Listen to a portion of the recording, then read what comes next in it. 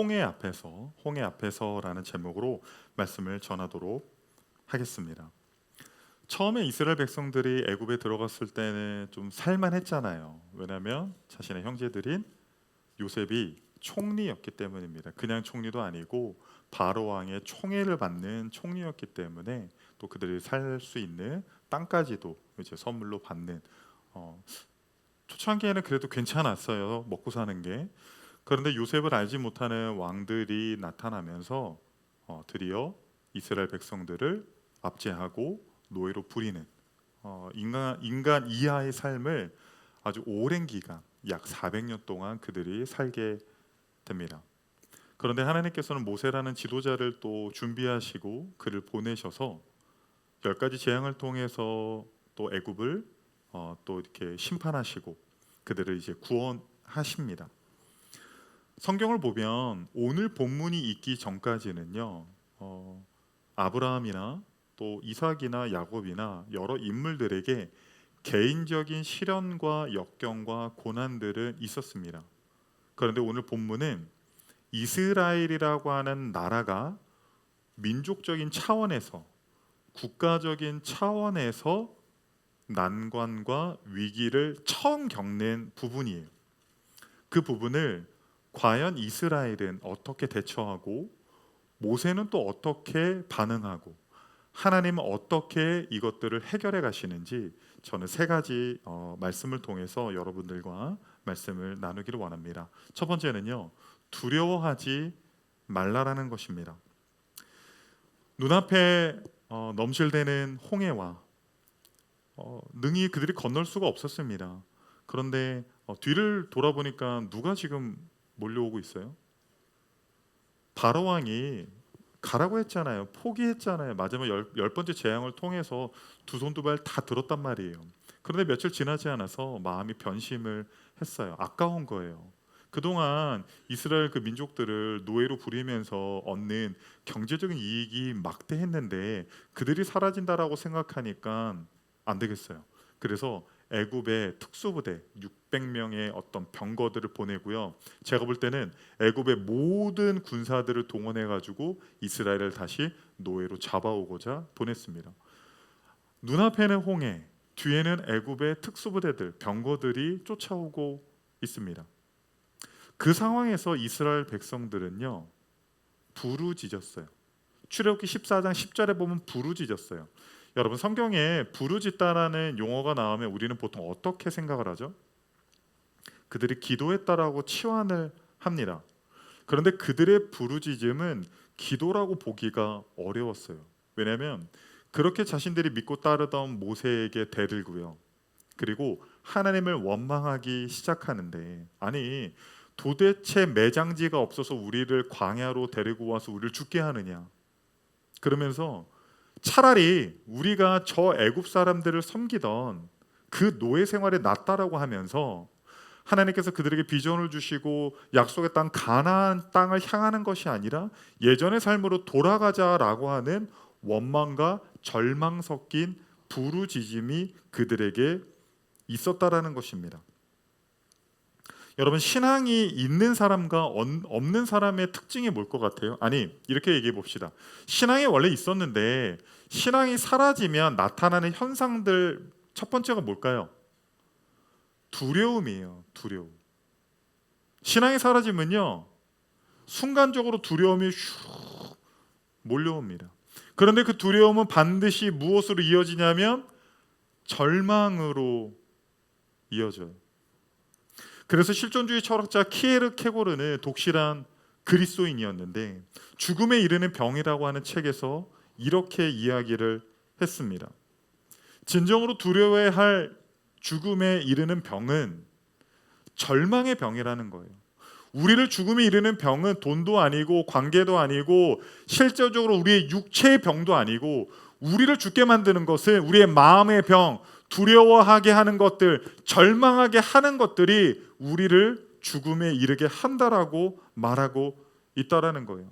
절망이 무엇이냐면요, 소망할 수 있는 것, 희망을 가질 수 있는 모든 것이 사라진 상태가 절망 아닙니까? 여러분, 믿음이 뭐예요? 믿음? 믿음.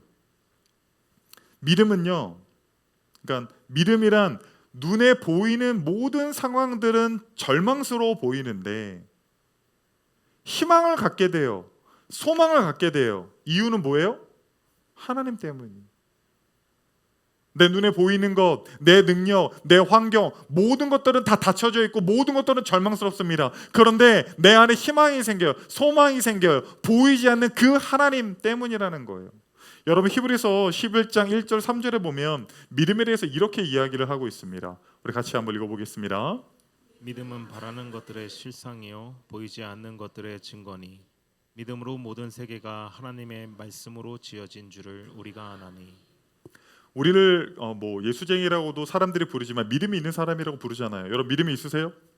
여러분, 하나님 믿으세요? 하나님 보신 분? 여러분, 막 보고 그러면 안 돼요. 봤다는 분들은 잘 돌봐주세요. 혼내지 마시고 잘 기도해 주시고, 이렇게 우리 교회 데리고 와서 말씀 들어보라고 하시고 이렇게 기도해 주시기 바랍니다. 안 믿었는데 어떻게 믿어요? 어떤 사람은요, 그 모세 오경의 저자가 모세가 아니라고 해요. 왜냐하면 창세기 기사들 있잖아요. 첫째는 어떻게 되고 그때 모세 태어났어요, 안 태어났어요? 있지도 않았어요. 세상에 존재하지도 않았어요. 그런데 보지도 않고 어떻게 그런 거를 쓰냐라는 거예요. 우리는요, 참 신기한 사람들이에요. 보이지 않는 것을 믿는 것이 진정한 믿음이라는 거예요. 왜 하나님께서는 이 믿는 자들에게, 신앙이 있는 자들에게, 하나님의 아들 딸들에게 인생의 난관들과 절망들을 허락하시는 이유가 뭘 것 같아요? 여러분, 내 삶이 만사형통해요. 모든 것들에 문제가 없어요. 그냥 길이 쭉쭉 열리고요, 모든 일이 다 잘 돼요. 그때 소망과 희망을 갖는 거는요, 불신자들도 다 해요. 누구나 다 할 수 있는 일이에요. 그런데 믿음이 있다라는 것은 뭐예요? 눈에 보이는 모든 상황들이 절망적인 상황이고 소망과 희망이 없음에도 불구하고 나와 함께 하시는 그 여호와 하나님으로 말미암아 절망 가운데서도 소망을 잃지 않는 것. 그것이 우리 믿음이 있는 사람들의 특징 아닙니까? 오늘 본문에 보면 이스라엘 백성들은 원망하고 모세에게 대들고 막 절망하고 차라리 노예 생활로 돌아가는 것이 낫겠다라고 불신앙적인 모습을 보입니다. 이스라엘 백성들 앞에, 이스라엘 백성들 눈에 보이는 것이 뭐였습니까? 지금 눈앞에는 뭐가 있어요? 깊은 홍해가 넘실대고 있어요. 건널 수가 없습니다. 그런데 저 멀리서는 누가 쫓아오고 있어요? 애굽의 특수부대들이 병거를 이끌고 우리를 죽이고자 쫓아오고 있습니다. 그들의 눈에 보이는 것은요, 절망할 수밖에 없었어요. 그런데 모세는 어떻습니까? 우리 출애굽기 14장 13절 한번 읽어보겠습니다. 모세가 백성에게 이르되 너희는 두려워하지 말고 가만히 서서 여호와께서 오늘 너희를 위하여 행하시는 구원을 보라. 너희가 오늘 본 애굽 사람을 영원히 다시 보지 아니하리라. 이스라엘 백성들은 절망했고 두려워했어요. 원망했습니다. 그런데 어떻게 모세는 두려워하지 않고 믿음의 선포를 할 수 있단 말입니까? 여러분, 모세의 눈에는 홍해가 안 보였을까요? 모세의 눈에도 동일하게 홍해가 보였습니다. 그리고 뒤에는 애굽의 병거들이 쫓아오는 소리가 들렸고 그들의 모습이 저 멀리서 보였어요. 그런데 모세의 눈에는 또 다른 게 보였습니다. 그것은 무엇이냐면 출애굽기 13장 21절에서 22절입니다. 이게 출애굽기 13장 마지막 절이에요. 우리 같이 한번 읽겠습니다.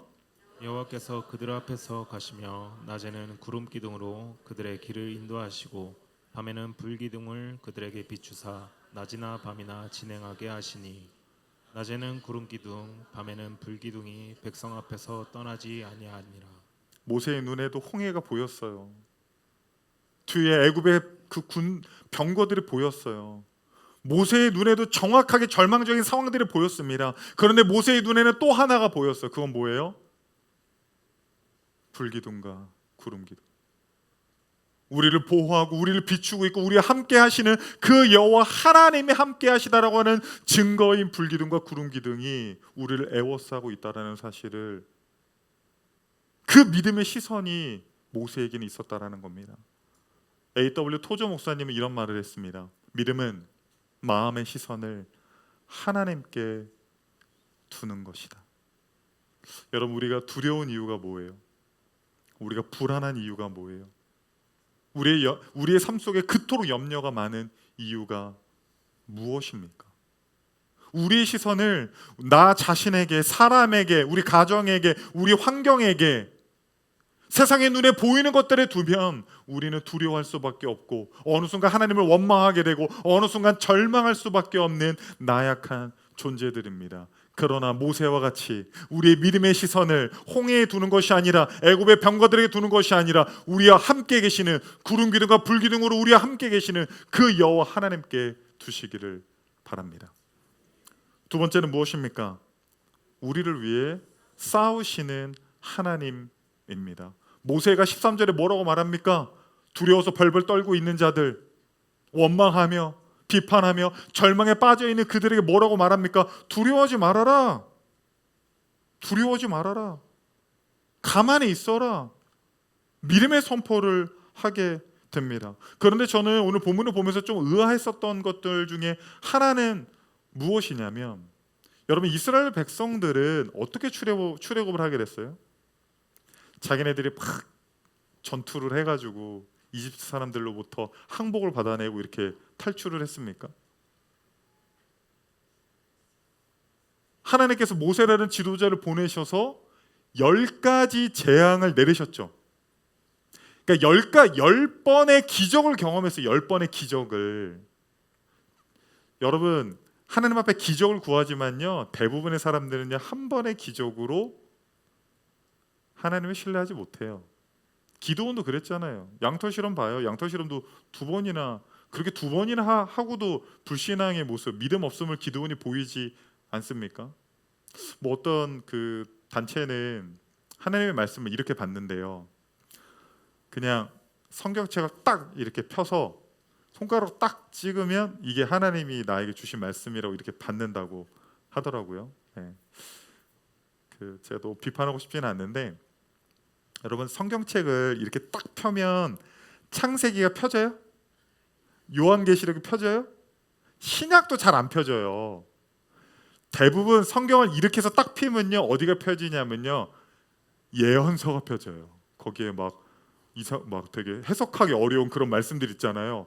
그거 막 받고 자기 말씀이라고 하는데, 만약에 여러분들이 딱 펴서 손가락으로 딱 집었는데 10번 중에 10번이 다 그 말씀이 찍힌다고 생각을 해봐요. 아유, 이거 우연이겠지. 그래서 성경책을 던졌어요. 던졌는데 딱 펴졌는데 그 말씀이 펴졌어요. 그럼 믿겠어요, 안 믿겠어요? 여러분, 이런 기적이 나타나면요, 그건 믿어야 되는 거예요. 10번이나 나타났잖아요. 이렇게 해서 이거 안 돼요. 10번 한번 해봐요, 집에 가서. 네. 여러분, 이 정도의 기적이 아니라 정말 하나님이 살아계시는 그 기적을요, 10번이나 마지막에는 어떻게 해요? 어린 양의 피를 문설주와 좌우 임방에 바르잖아요. 하나님의 천사가 패스오버 넘어가잖아요. 그 놀라운 기적들을 경험했는데 지금 어떻게 하고 있어요? 홍해 앞에서 어려움을 만나니까, 절망을 만나니까, 인생의 난관을 만나니까 지금 어떻게 하고 있어요? 원망하고 불평하고 절망하는 것. 저는요, 신앙과 불신앙은요, 종이 한 장 차이라고 생각해요. 신앙과 불신앙은 막 이렇게 말씀의 은혜도 받고, 막 기도할 때 마음도 뜨거워지고, 막 이렇게 하나님의 은혜를 주시면 막 주님을 위해서 뭐든지 할 수 있을 것 같은데, 막상 세상에 나가서 부딪히는 것도 많고, 나의 연약함을 알게 되고, 실수하고 절망하게 되면요, 어느 순간 왜 하나님, 막 이렇게 하나님한테 따져요. 막 어떤 분들은 기도할 때 이게 기도하는 건지 하나님이랑 싸우는 건지 모르는, 어떤 막 그렇게 기도하시는 분들도 계시거든요. 어떻게 보면 이스라엘 백성들을 그렇게 책망할 것들이 없는 것 같습니다. 그런데 하나님의 해결책이 있어요. 하나님의 해결책. 출애굽기 14장 13절을 보니까 첫 번째 해결책은요, 두려워하지 말라라는 거예요. 두려워하지 말아라. 그리고 지침이 있는데요, 가만히 있으라는 거예요. 가만히 있어라. 그리고 나서 하나님께서 14장 14절에 이렇게 말씀하십니다. 우리 한번 읽어보겠습니다. 여호와께서 너희를 위하여 싸우시리니 너희는 가만히 있을지니라. 하나님의 해결책은요, 가만히 있으라는 거예요. 두려워하지 말고 가만히 있으라는 거예요. 내가 너희를 대신해서 싸우겠다라고 지금 하나님이 말씀을 하고 있다라는 것입니다. 여러분, 우리 인생을 살다 보면 난관을 만나죠. 어려움을 만나죠. 고난을 만나요. 절망의 순간들을 만납니다. 그런데 그때 우리가 대응할 수 있는 방법은 두 가지밖에 없어요. 첫 번째는 무엇이냐면요, 우리가 할 수 있는 모든 것을 다 하는 거예요. 할 수 있는 모든 것을 다 하는 거. 다 알아보고, 다 물론 기도도 하지만 우리가 할 수 있는 모든 것을 다 하는 거예요. 우리 그 드림교회 초창기 영상을 보면요, 화질이 되게 안 좋아요. 여기 그 영상 설치해 주시는 분이랑 저랑 커뮤니케이션이 좀 미스가 됐어요. 그래서 화질이 안 좋은 그 카메라가 달렸어요. 그래서 이제 난관에 봉착을 한 거예요. 그래서 김 목사님이랑 저랑 이거를 어떻게 하면 가장 저렴하면서도 화질이 좋게 나올까, 이 난관 앞에 유튜브를 돌아다니고, 심지어요, 야, 이 교회 가봐, 그냥 유튜브로 보고 이 교회 영상이 좋아서 그냥 그 교회 찾아갔어요. 부르지도 않았습니다. 가서요, 본당문 열고 들어가서 카메라 본지 막 사진 찍고 막 돌아다니는 거예요. 그렇게 돌아다니다 보니까 또 사람들을 만나게 되고 또 하나님이 길을 열어주시더라고요. 절망을 만났을 때요, 기도도 하지만요, 우리가 할 수 있는 모든 것들을 다 해야 돼요. 그런데 두 번째 난관은요, 우리가 할 수 있는 게 없어요. 아니, 할 수 있는 모든 것을 다 했는데도 문이 막혀 있어요. 해결점이 보이지가 않아요. 마치 홍해 앞에 선 이스라엘 백성처럼. 그러면 그때 우리는 어떻게 해야 됩니까? 원망하고 모세에게 대들고 다시 애굽으로 돌아가자, 다시 교회 안 다니던 그 삶으로 돌아가자가 아니라 오히려 두려워하지 말고 가만히 서서 우리를 대신하여 싸우시는 그 여호와 하나님을 바라보는 것입니다. 그래서 종교개혁자 마틴 루터는 이렇게 말했습니다. 이성은 눈앞의 것에 집착하지만 믿음은 보이지 않는 것에 손을 뻗어 그것들이 이미 실현된 것인 듯 붙잡는 것이다. 믿음이 없는 사람들은요, 이성, 눈에 보이는 것, 내 눈에 보이고 내가 이해하고 내가 판단하는 것에 목숨을 걸어요. 그것이 잘 열리면 희망과 소망을 갖지만 눈에 보이지 않으면 바로 절망하게 됩니다. 그런데 우리의 시선을 어디에 두라고요? 하나님께 두라는 거예요. 여러분, 광야에서 민수기에 보면요, 불뱀 사건이 있습니다. 이 불뱀은 이제 불처럼 색깔이 붉어서 불뱀이라고 말한다고 하는 사람들도 있고, 아니면 이 불뱀에게 물리면 열이 확 올라서 불뱀이라고 말하는 사람들도 있는데, 이스라엘 백성들이 광야 여정 가운데 있다가 불뱀에게 물려서 다 죽게 생긴 거예요. 그때 하나님께서 모세를 통해서 주신 지침은 무엇이냐면, 장대에다가 놋뱀을 만들어서 걸어두라는 거예요. 그 다음에 이스라엘 백성들에게 뭐라고 말하냐면, 놋뱀을 봐라. 보는 자는 살리라. 보는 자는 살리라. 보기만 하면 되는 거예요. 보기만 하는 거. 저는 이 구원의 진리가 요한복음 3장 16절과도 연결이 된다라고 생각합니다. 3장 16절 말씀 어떤 거죠? 하나님이 세상을 이처럼 사랑하사 독생자를 주셨으니 이는 그를 믿는 자마다 멸망하지 않고 영생을 얻게 한다라는 것입니다. 여러분, 믿는다라는 건 뭐예요? 믿는다라는 건 뭐예요? 보이는 것만 보는 것이 아니라 보이지 않는 그 하나님을 바라보는 것입니다. 믿기만 해도 구원받을 것이고 보기만 해도 하나님께서 놀라운 일들을 행하실 것을 여러분 믿으시기 바랍니다. 절망적인 상황 가운데 있습니까? 아무것도 할 수 없는, 사면이 다 막힌 상황 가운데 있습니까? 두려워하지 마십시오. 가만히 서서 여러분을 대신해서 싸우시는 그 하나님을 바라보시기를 바랍니다. 마지막 세 번째입니다. 놀라운 일을 행하시는 하나님. 우리가 두려워하지 않고 가만히 서서 우리를 대신하여 싸우시는 그 하나님을 바라보면 그 하나님은 반드시 우리의 삶 가운데 놀라운 일을 행하실 줄 믿습니다. 오늘 본문에서 두려워에 떨고 있는, 절망에 빠져 있는 그 이스라엘 백성들 가운데 놀라운 일을 어떻게 행하십니까? 출애굽기 14장 15절에서 16절을 우리 같이 읽어보도록 하겠습니다. 여호와께서 모세에게 이르시되 너는 어찌하여 내게 부르짖느냐 이스라엘 자손에게 명령하여 앞으로 나아가게 하고 지팡이를 들고 손을 바다 위로 내밀어 그것이 갈라지게 하라. 이스라엘 자손이 바다 가운데서 마른 땅으로 행하리라. 모세가 장시간 기도하고 있었던 것 같아요. 그런데 하나님이 이제 모세를 툭툭 쳐요. 기도 그만해. 이제 기도 그만하고 이스라엘 백성들에 가서 선포해라. 어떤 지침을 주시고 그 다음에 어떻게 하라고 그래요? 지팡이를 홍해 위로 탁 들라고 해요. 그럼 어떻게 된다고요? 홍해가 갈라진다. 홍해가 갈라진다. 실제로 절망 가운데 빠져 있는 아무것도 할 수 없는 이스라엘 백성들 눈앞에서 홍해가 갈라져서 벽처럼 서게 됐어요. 그리고 그 마른 땅을 이스라엘 백성들이 건너게 됐습니다. 여러분 믿으십니까? 여러분 믿으십니까? 여러분 우리가 두려워하지 않고 가만히 서서 우리를 대신해서 싸우시는 여호와 하나님을 바라보면 하나님은 그 가운데 우리를 찾아오셔서 우리의 인생의 문제인 그 홍해를 가르셔서 마른 땅을 반드시 건너게 하실 줄 믿습니다. 그런데 제가 성경을 보면서 그런 생각을 했어요. 왜 빨리 안 갈라주셨지? 그 기다리는 동안 갈라지기 전까지 이스라엘 백성들이 어떻게 했어요? 여러분 사실 우리가 원하는 건 뭐예요? 딱 홍해 앞에 왔는데 저 이스라엘 애굽의 병거들이 딱 보이고 어떻게 하지 할 때 쫙 갈라지거나 아니면 우리가 제일 원하는 건 뭐예요? 자 홍해 앞에 왔어요. 근데 이미 갈라져 있어. 야 역시 하나님, 내가 이래서 하나님 믿지. 이 맛에 내가 신앙생활하고 기도하지. 그거를 원하는 거잖아요. 그런데 왜 하나님은 그렇게 안 했냐고요. 미리 좀 할 수 있잖아요. 하나님 뭐 좀 로딩이 걸리나? 그게 아니잖아요. 하나님 하실 수 있는데 가르시기 전까지 이스라엘 백성들이 어떻게 했어요? 40일 금식 기도하면서 주여 믿습니다. 주님 반드시 이 홍해를 가르게 하실 줄 믿습니다. 그렇게 했어요? 아니요. 막 신처럼 떠받들던 모세에게 대들고요. 막 하나님을 원망하고요. 우리 차라리 그냥 저 애굽 사람을 섬기자고 하면서 하나님이 주신 비전과 사명 다 잊어버렸어요.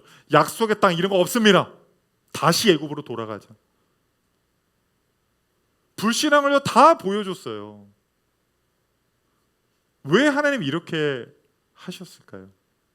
왜 하나님 이렇게 하셔야만 하셨을까요? 저는 이렇게 한번 생각을 해봤습니다. 만약에 우리가 신앙생활을 하는데 여러분이 죄도 안 짓고 막 하루에 성경 40장씩 읽고 막 하루에 5시간씩 기도해가지고 하나님이 여러분의 기도에 응답하셨다고 한번 생각해봐요.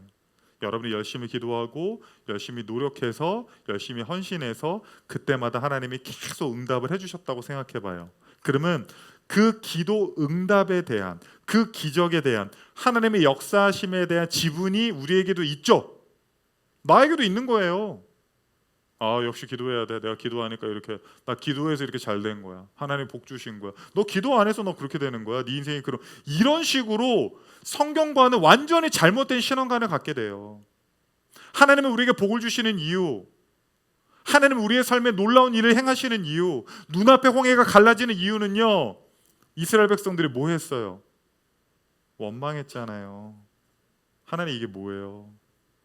도대체 이게 뭡니까? 제가 그렇게 기도하고 헌신하고 주님 바라봤는데 그 원망 속에서도 하나님이 택하신 백성이니까 하나님이 이스라엘 백성 가운데 아버지 되시니까 하나님이 이 백성을 사랑하시니까 하나님은 그들의 믿음과 상관없이 놀라운 일을 행하시는 것입니다. 여러분 실제로 이스라엘 백성들이 지금 하나님과 이 깊은 관계를 이 민족적으로 시작한 지는 얼마 되지 않았습니다. 그렇죠? 그 전까지 뭐 아브라함 이렇게 뭐 개인별로 가정별로 신앙생활을 하다가 이게 민족적으로 하나님의 역사를 경험한 지 얼마 안 됐어요.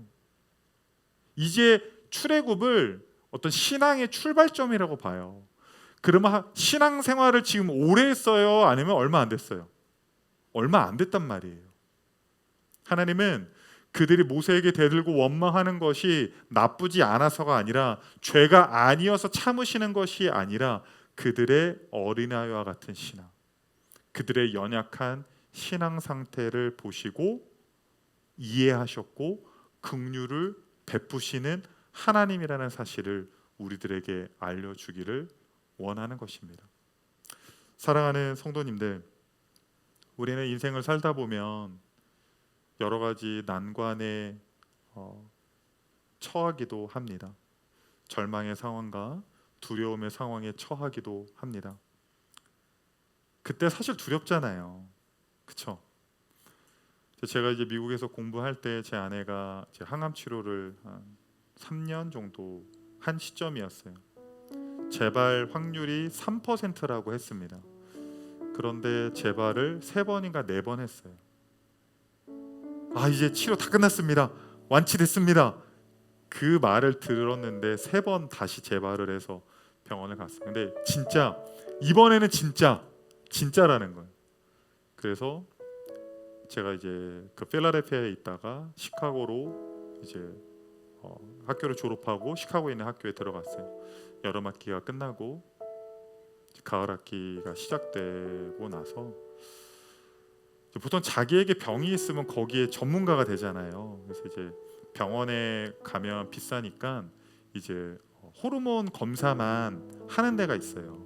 그래서 거기 가서 피를 뽑고 호르몬 검사를 했습니다. 전혀 의심하지 않았죠. 근데 일주일 있다가 검사지가 집으로 왔는데 양성반을 재발한 거예요.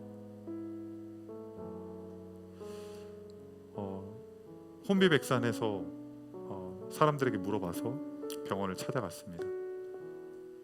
재발한 게 맞고 의사의 말에 의하면 폐로 전이가 됐대요. 근데 그 다음 말이 저를 더 두렵게 했습니다.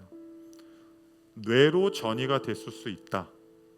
빨리 우리 병원에서는 이거 검사를 할 수 있는 장비가 없으니 빨리 어떤 병원에 가라. 그래서 그 병원 이제 전화번호를 줘서 전화를 했습니다.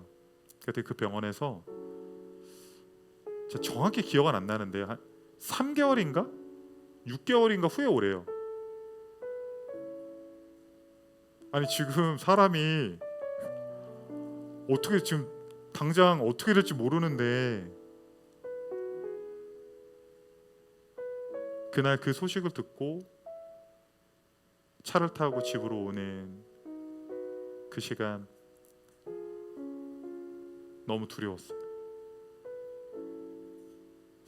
이거는 내가 노력해서 내가 아내에게 잘해줘서 내가 아내를 더 사랑해서 내가 할 수 있는 게 없는 거예요. 목사지만 두려웠습니다.